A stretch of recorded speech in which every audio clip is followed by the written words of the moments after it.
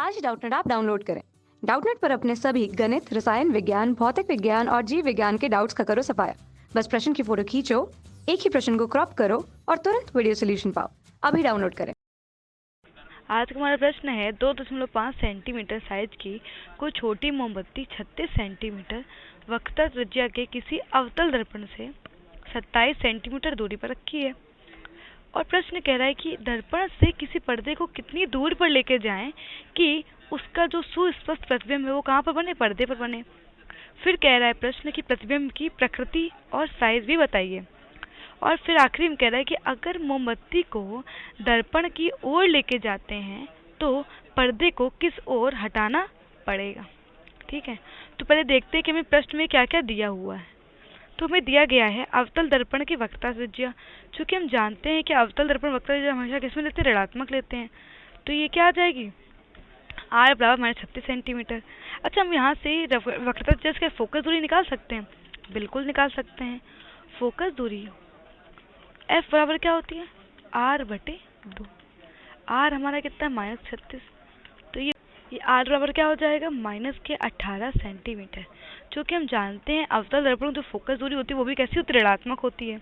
ठीक है, तो वस्तु की दूरी में क्या दिया हुआ प्रश्न में, वस्तु की दूरी हमें दिया हुआ है कि मोमबत्ती कितनी दूरी पर रखी है, 27 सेंटीमीटर पे रखी है। और जैसा कि हम जानते हैं कि u हमेशा क्या होता है, ऋणात्मक होता है, तो u बराबर कितना हो जाएगा, -27 सेंटीमीटर। ठीक है, और वस्तु की जो ऊंचाई है, या कहें मोमबत्ती की जो ऊंचाई है, और जो भी ओ होता है वो हमेशा क्या, वो जो वस्तु होती है उसको हमेशा ओ से दिखाते हैं। तो ये दिया हुआ है 2.5 सेंटीमीटर ऊंची मोमबत्ती है। ठीक है, तो अब प्रश्न कह रहा है कि हमें निकालना क्या है कि दर्पण से किसी पर्दे को कितनी दूरी पर रखा जाए कि उसका सुस्पष्ट प्रतिबिंब पर्दे पर बने। ठीक है, तो इसके लिए हम पहले क्या करेंगे, इसके लगाएंगे अवतल दर्पण के सूत्र से। अवतल दर्पण के सूत्र से, अवतल दर्पण सूत्र क्या होता है, 1/f बराबर 1/v प्लस 1/u। ठीक है, चूंकि जो f दिया हुआ है वो हमने f निकाला कितना, -18, v हमें ज्ञात करना है, u हमने पता है -27। ठीक है, तो इसको लिख सकते हैं 1/-18 प्लस 1/27 बराबर 1/v। ठीक है, तो इसको हल करेंगे तो दर्पण से पर्दे की दूरी कितनी मिल जाएगी, दर्पण से पर्दे की जो दूरी है वो होगी v बराबर कितनी होगी, -54 सेंटीमीटर। जब आप इसको हल करोगे तो आपको मिलेगा -54 सेंटीमीटर। तो हम कह सकते हैं कि जो 54 सेंटीमीटर की दूरी पर क्या होगा, जो अगर हम लोग 54 सेंटीमीटर की दूरी पर अगर पर्दा रखेंगे तो उस पर क्या होगा, हमें प्रतिबिंब सुस्पष्ट दिखाई देगा। तो मान लेते हैं कि जो हमारा प्रतिबिंब है, माना, क्योंकि अब हमें क्या बताना है, प्रतिबिंब के बारे में बताना है, प्रतिबिंब की प्रकृति। देखते हैं पहले प्रतिबिंब की जो साइज है वो कितना आता है। तो माना प्रतिबिंब की जो लंबाई है, प्रतिबिंब की लंबाई है m, या कह सकते हैं प्रतिबिंब की लंबाई हमारी i है। ठीक है, प्रतिबिंब की लंबाई i है। तो दर्पण की आवर्धन क्षमता से, दर्पण की आवर्धन क्षमता m बराबर क्या होता है, m बराबर होता है I/O, या कह सकते हैं -v/u, दोनों ही कह सकते हैं केस। ठीक है, तो -v कितना है, 54 अभी निकाला, u कितना हमें दिया हुआ था, -27 दिया हुआ था, i हमें ज्ञात करना, o हमें कितना दिया है, 2.5।